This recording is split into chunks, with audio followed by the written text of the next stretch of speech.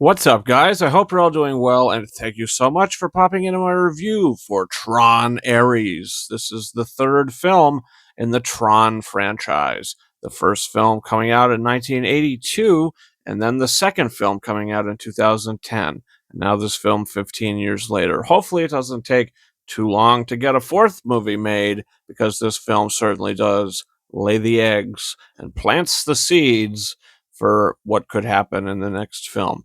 But this movie, what is it? Does it have anything to do with those first two movies?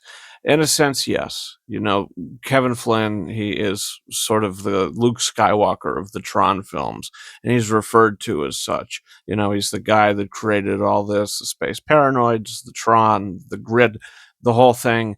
So you've got history, you know, and the film definitely acknowledges all that history. So when you open in the film, you meet the new head of NCOM, played by Greta Lee, and then Dillinger, who is the grandson of the villain from the first movie, who was the Sark character in the digital world.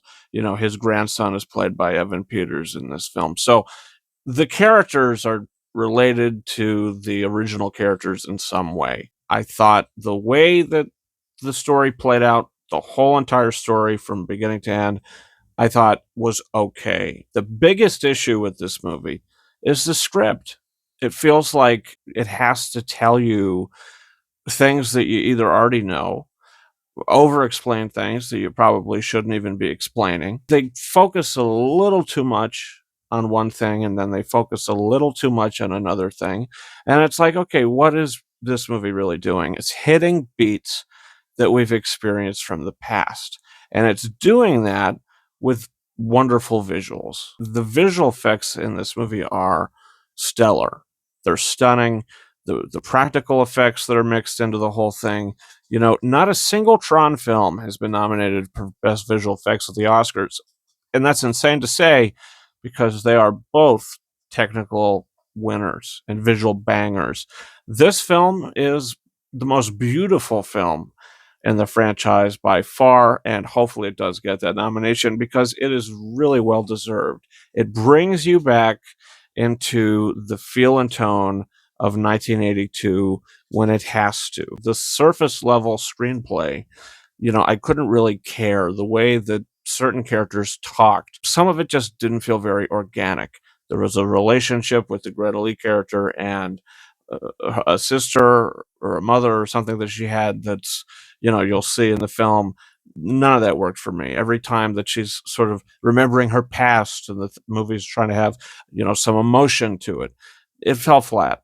I wasn't really invested into anything in the movie. Any of the characters, even the Ares character, I liked him. I thought Jared Leto was actually really good as this sort of stoic, robotic character, where throughout the film starts to, you know, add a hint more. A lot of people are going to be wondering about Jeff Bridges. You know, I'm not going to spoil it. I'm not going to spoil the film, but you've seen him in the trailers, the posters, the whole thing.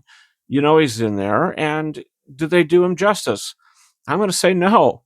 I think that this cameo, I would consider this a cameo. It's not a role. It's a tiny cameo he's got in it. It almost felt like that could have been a reshoot, or was it always planned? And if it was always planned, then the issues with the screenwriter. When I think that is the main issue, is the script.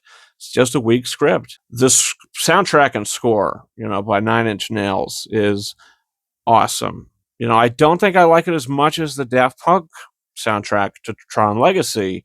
That score just had so much power and emotion to it. You know, the FLYNN Lives track that plays towards the end of the film, at the end of the second film. You know, there's no moment in this movie like any of that. How that whole story was playing out at the end of that film, there is nothing that hits those emotional, dramatic levels in this movie. The script wasn't that great, and Disney said, okay, we're going to put all the money we got into these visual effects.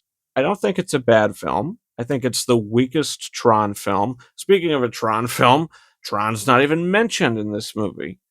I mean, that kind of disappointed me as well. You know, in the second movie, Tron was done dirty. And assumedly, I didn't know if they killed him off at the end of that movie, or what. You could always bring him back. He's Tron. Visually great. Performances were fine. Fun movie. And I loved seeing it. I mean, it was really visually dazzling. I'm going to give Tron Ares 3.5 out of 5 stars. This film is a visual marvel. And if you're going to see it, you should see it on the big screen because these visuals of the Tron universe, I mean, it's just really something special. That's my thoughts on the film. Guys, comment down below. Do you plan on seeing it? What's your thoughts? Also, don't forget to hit that subscribe button for my review for Roofman, the new Channing Tatum film coming right around the corner. Check this out. It's a digital copy code for the original film on 4K. I got to start getting rid of these, and maybe this is a way to do it. End of line, man. And with all that being said, thank you guys so much for watching, and we'll see you next time. Over and out.